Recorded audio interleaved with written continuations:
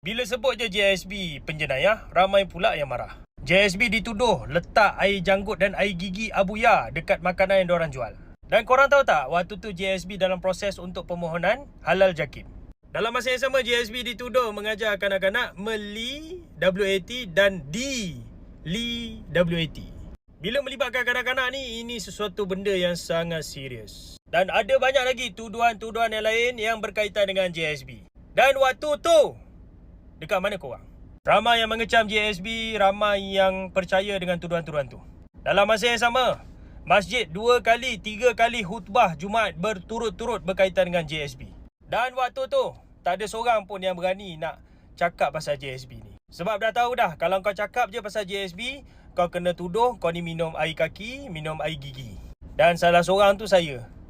Kan, waktu tu ramai yang kecam saya ni dah minum air gigi Abuya. Waktu tu macam, apa benda lah korang percaya sangat minum air gigi Abuya. Abuya tu dah lama meninggal. Berapa banyak sangat lah air gigi yang dorang boleh pakai untuk letak kat dalam makanan-makanan yang dorang jual tu. Bukan tu je, ada juga pihak yang buat lagu Abuya Skibidi. Sampai kan wartawan interview orang yang buat lagu ni. Kan, yang buat lagu yang menghina orang yang dah meninggal. Tapi dah terlambat. Kan, kita sedar dalam keadaan yang terlambat. Country home tu, kalau korang pergi country home tu, dah kosong dah. Kosong bukan sekadar kosong. Kosong ada orang yang dah mengintai nak beli kawasan tu.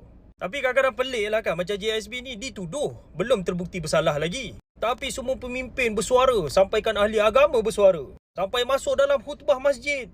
Kalau sekali tu tak apa. Berkali-kali. Tapi bila tanah kita dirompak kan, dengan penceroboh-penceroboh yang digelar sebagai petani, seekor pun tak ada bersuara. Bayangkan tanah 10 hektar, bukan 10 hektar, 10,000 hektar telah diceroboh, dirompak. Dan korang cuba tengok baliklah nilai 10,000 hektar tanah yang dirompak tu, berapa nilai dia. Seekor penceroboh pun tak didakwa. Kan, siap buat pemutihan lagi.